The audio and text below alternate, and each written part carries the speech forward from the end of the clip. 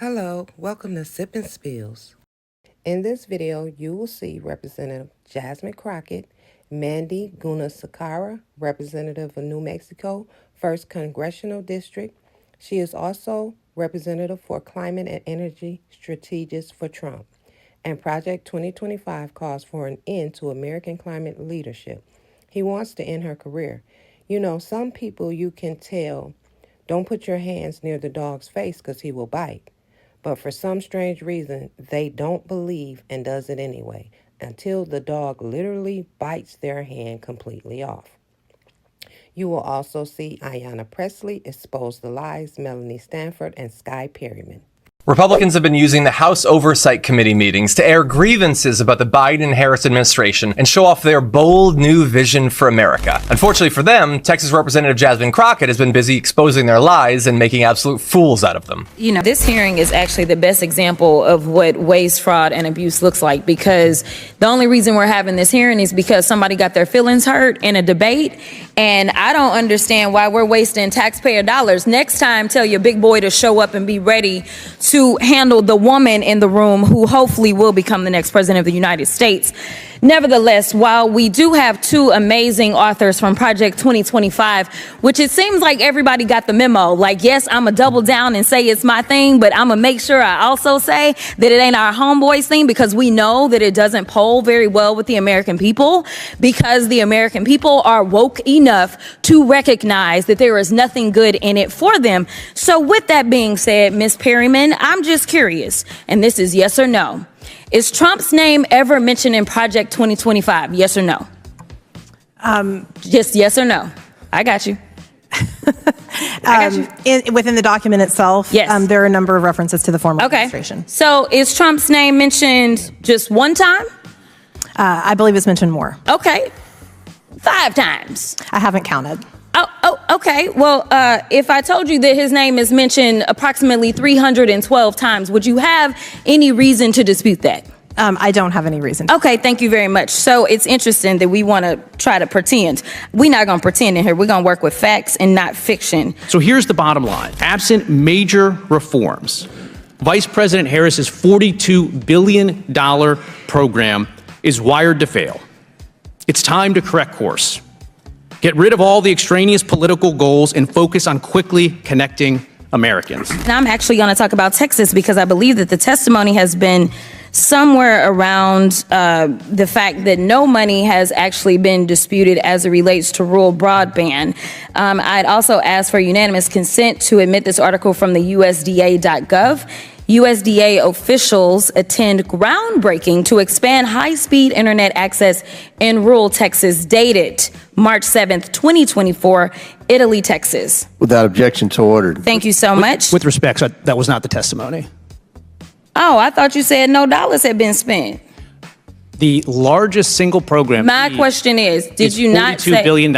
Okay. 0 houses have been connected. There are other federal programs, including Trump-era ones, that right now are turning dirt and connecting. Okay, so just to be clear, because I don't want the American people to be confused, because I was confused, because it almost seemed as if, considering the fact the name of this hearing is the failed policies, as if nothing had been done. But to clarify for those that are watching, you aren't saying that no dollars have been spent as it relates to rural broadband dollars under the Infrastructure Act, correct?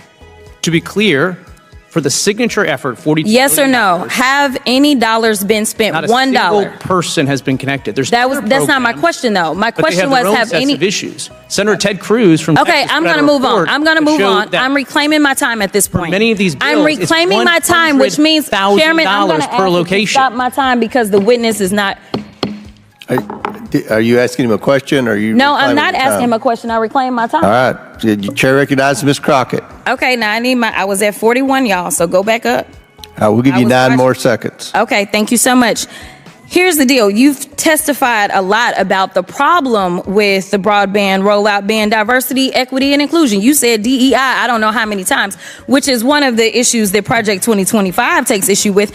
But it's interesting to me, because I have another article from the Texas Tribune, and it actually specifically states that internet providers say they are simultaneously hopeful and skeptical about whether the incoming federal dollars will be enough to connect the most underserved Texans. Historically, other federal rural broadband funding programs have seen limited success because many companies who committed to providing broadband went into default after radically underestimating their cost. It doesn't say anything about diversity. And the final thing that I will say Do you know is why that those this costs have election, increased I didn't ask you a question. The final thing that I will say is that this election is the best example of why y'all are so afraid of diversity, equity, and inclusion, because then you can't have a simple-minded, underqualified white man somehow end up ascending. Instead, you've got to pay attention to the qualified black woman that is on the other side. And with that, I will yield. And Jasmine Crockett isn't the only Democrat making these right-wing stooges sweat. But I just wonder on that point whether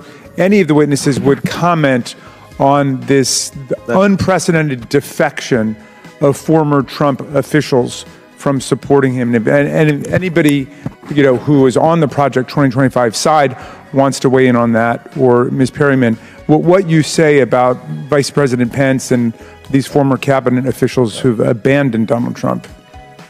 Any comments on that? Yeah, I think President Trump has spoken explicitly about the majority of these people were either running against him in the case of Vice President Pence, or they lost their job because... Well, Pence wasn't running against him when the mob came in chanting, "Hang Mike Pence." He ran with Donald Trump. Many of the people who Mr. Garcia referenced are people who were let go because they failed to fulfill the vision that President Trump had painted. Oh, so I see. There's nothing wrong with what Donald Trump did. You're blaming it on these people. Gentlemen's time's expired. I'm just Before I saying recognize Ms. Mays, yes, employees. Guys, listen to Melanie Stansberry. She's going to expose who drafted this Project 2025.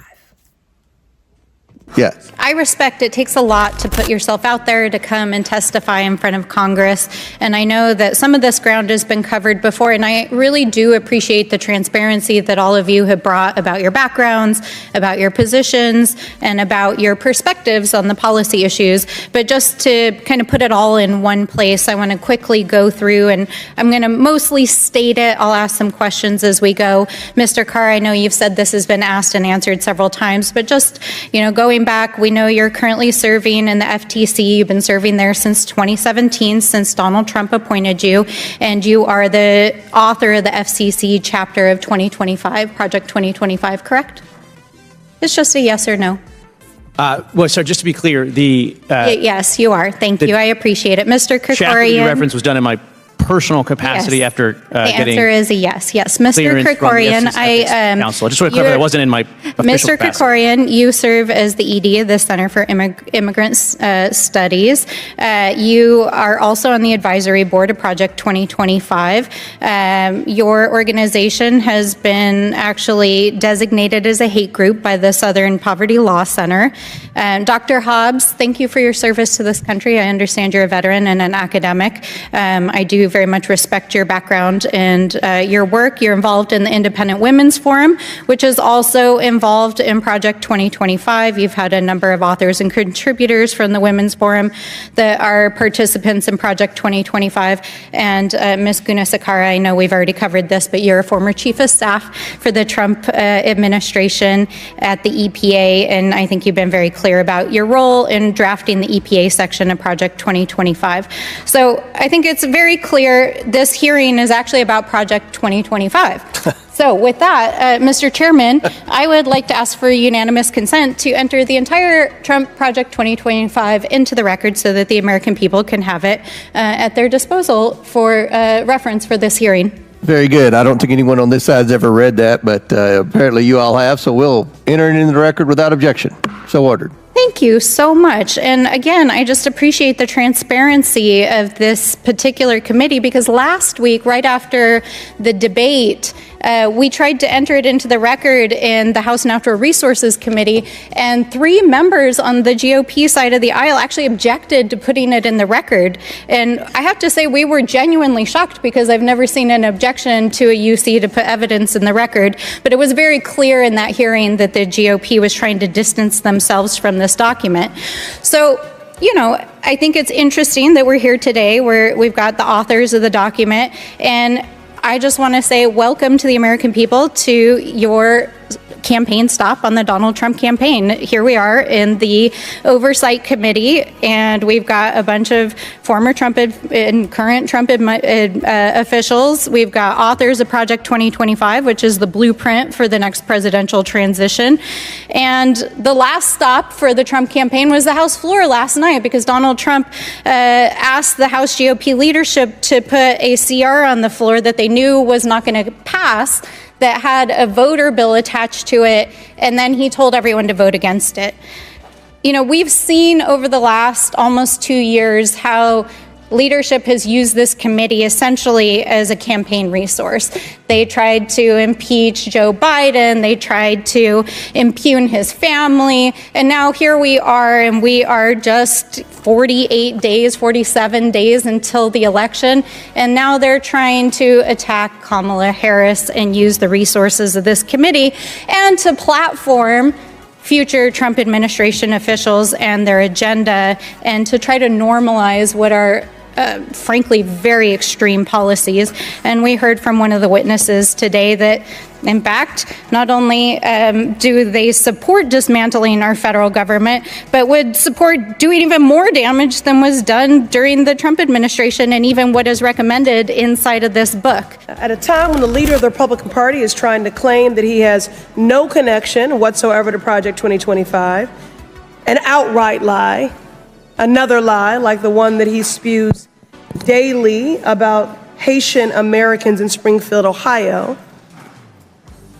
Again, the leader of the Republican Party is trying to claim that he has no connection whatsoever to Project 2025, an outright lie. Our Republican colleagues have invited 4 of the manifesto's architects to testify today. I'm over here. In a desperate attempt to erase all of the ways that the American public has benefited from the Biden-Harris administration, this committee has instead spotlighted what Project 2025 would offer: chaos and corruption. However, we would be ignoring a critical component of Project 2025 if we did not address the fact that its creators have been secretly peddling a, quote, 100-day playbook, unquote, that contains executive orders and emergency actions to roll out in the first hours of a second Trump presidency. Instead of sharing this plan with the public, an indictment of your dangerous policy plans in and of itself, those behind Project 2025 claim it is too controversial to release. Ms. Guna Sakara, yes or no? As a main author of Project 2025, are you aware of this playbook, or quote unquote fourth pillar? And remember, you are under oath. Yeah, and it's online on the website. Can you please detail what exactly it calls for? I think you explained it pretty well. It is a plan of action so that when Republicans and conservatives have another chance at a next administration, there's not lost time, and so that there is a plan ready to go. I don't know if that was specific enough. You are under oath. Can you please detail what exactly it calls for, this fourth pillar, this 180-day playbook? Please detail what it calls for. Again, I'd reiterate what I just said, that I think you summarized it quite well. It includes a plan of action on day one so that you didn't Republicans... say anything, and that's the problem. What is the plan of action? It's to institute a more conservative vision on things that the American people want, because they're experiencing all of these hardships caused by the chaos and corruption of the Biden-Harris administration. Reclaiming my time. Mr. Carr, how about you? Yes or no? As a main author of Project 2025, are you aware of this fourth pillar playbook? Well, to be yes or no? To be clear, I'm here in my official capacity. Yes or no? So I don't want to have any confusion. I'm reclaiming on that. my time. You are under oath, and I don't want you to filibuster. See, they like to filibuster instead of being truthful, which is bullshit us around, okay, with technically violating the procedures. They want to make their own rules, and that's not how it go. Yes or no, are you aware of this fourth pillar playbook? Again, just so I can be clear, that writing that I did was in my personal capacity after getting the Reclaiming my time, I didn't ask you that. Are you aware of the fourth pillar playbook, and can you detail, as you are under oath, what exactly it calls for? again, I've not seen this fourth pillar playbook that you're talking about. Moving on. I find it hard to believe that you don't know the details of this 100. Well, please, you are under oath, and do not waste my or the public's time. I'm happy to talk about all of the policy ideas that I've talked about. I've talked about them in that context. I want to talk about the 100-day playbook, the fourth pillar. Can you elucidate us to that? Again, All right, I'm moving on, sir. I find it hard to believe that you don't know details of the 100-day playbook, but there's one person that definitely knows. Kevin Roberts, the president of the Heritage Foundation, and that is why, as co-founder of the Stop Project 2025 Task Force, alongside Representative Jared Huffman and dozens of our colleagues, we sent a letter to Mr. Roberts requesting he testify before Congress and release this 180-day playbook. We sent this letter on August 8th. The next day, he delayed his book launch, went into hiding. Kevin Roberts, what are you so afraid of? I am disappointed but unsurprised that the authors and leaders of Project 2025 are hiding their 180-day playbook. So today, Congressman Huffman and I are announcing a new, fully confidential tip line. Any person can visit huffman.house.gov/tip-line-form to submit any information you have about the secret playbook behind Project 2025. That goes for conservatives with a change of heart, workers at the Heritage Foundation, and our witnesses here today, who will perhaps find more courage when the cameras are off. I yield. Jasmine Crockett's determination to expose not only lies, but the wider context and implications of what MAGA is doing is utterly invaluable, particularly as we get towards the election. Many people hadn't even heard about Project 2025 until she started bringing it up and tearing it apart at these very hearings. Now, the Republican Party are deliberately quiet about what Project 2025 would mean for America, but thanks to politicians like Jasmine Crockett and Ayanna Pressley, most people now at least have a basic understanding of what the proposals would mean if Trump wins in November, and thus understand why it's so important to stop him from doing that. Guys, America has come very far, very far. In my opinion, they want to put America, back to the good old boy days, okay? That's my opinion. You guys get in the comments, tell me what you think about this video. You guys have a great day. Make sure you like the video. Please like the video. Put the video in the algorithm. Thank you. Don't allow anyone to steal your joy.